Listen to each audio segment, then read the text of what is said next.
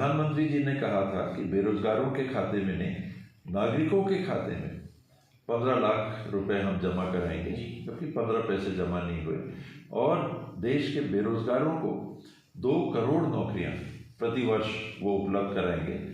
जो कुछ लाख में हम लोग सुनते हैं, कभी एक फोटो ऑप आता है कि आज 81,000 नौकरियां मिली, बड़ी बड़ी तालियां बजती हैं। फिर आता है कुछ दिन बाद 56,000 लोगों को मिली नौकरियां।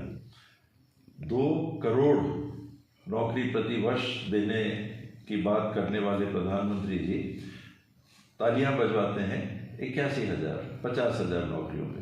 तो ये केंद्र सरकार की बात है, राज्य सरकार की नहीं।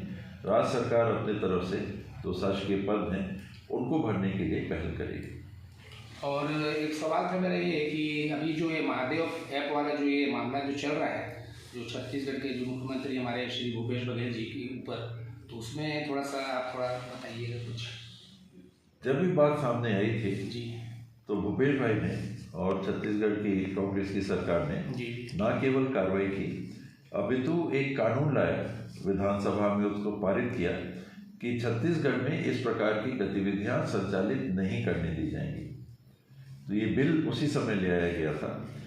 इसी से ही स्पष्ट पूरे देश के सामने और छत्तीसगढ़ वासियों को होना चाहिए कि भूपेश भाई की मंशा क्या है, कांग्रेस की छत्तीसगढ़ की सरकार की मंशा क्या है। अगर ऐसे ऐप के आयोजन करने वालों के साथ कोई संबंध होते तो उसको बैन करने का काम आज से कई महीने पहले छत्तीसगढ़ की कांग्रेस की सरकार भूपेश बघेल की अगुवाई में नहीं करती। ये एक चुनाव को प्रभावित करने का एक और शगुफा है। जो पहल ये फासिस्टवादी ताकतें जो सहयोग से आज देश के प्रबंधन को चला रही हैं, उन्होंने राजीव गांधी जी के साथ भी यही किया था। बोफोर्स के मामले को उठा के मिस्टर क्लीन की छवि को प्रभावित करने का हर संभव उन्होंने प्रयास किया।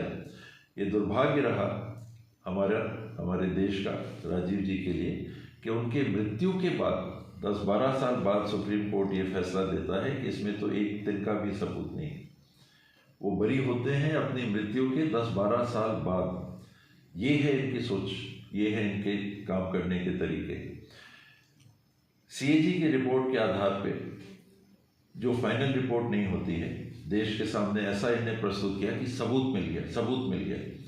1,84,000 करोड़ रुपए के कोयले के स्कैम का, बहुत बड़ा कोयले का अफरा तफरी हो गई, बड़ा स्कैंडल हो गया, पैसे खा लिए गए।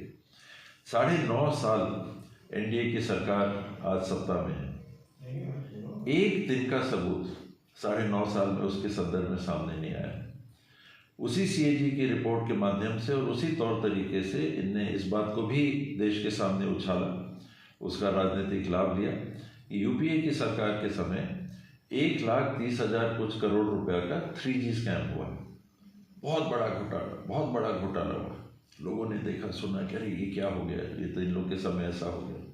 आज 9.5 साल में एक चीज कहीं आगे बढ़ी हो बतौर सबूत और कार्रवाई के, तो आप मेरे को बताइए। ये इनका तरीका है। बोफोर्स उसका प्रमाण है। कोयले के स्कैंडल के रूप में जिस बात को इन्होंने उठाया था और उसका राजनीतिक लाभ लिया, वो एक और प्रमाण है। 3G के संदर्भ में भी उन्होंने वही चाल चली और उसका लाभ उठाया, वो एक और प्रमाण है। ये एक छोटा सा ट्रेलर कह लें, वो चलाने की कोशिश कर रहे हैं चुनाव के ठीक पहले, उस ईडी के माध्यम से, जिसके अफसरों के टेबल पे आप यानी मीडिया, विजुअल मीडिया दिखा रही है कि 30-30 लाख रुपए पड़े हुए।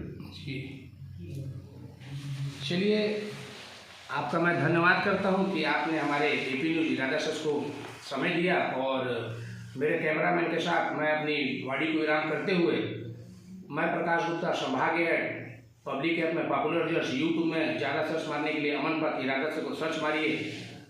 जय महामाया माँ, जय छत्तीसगढ़, जय हिंद, जय भारत।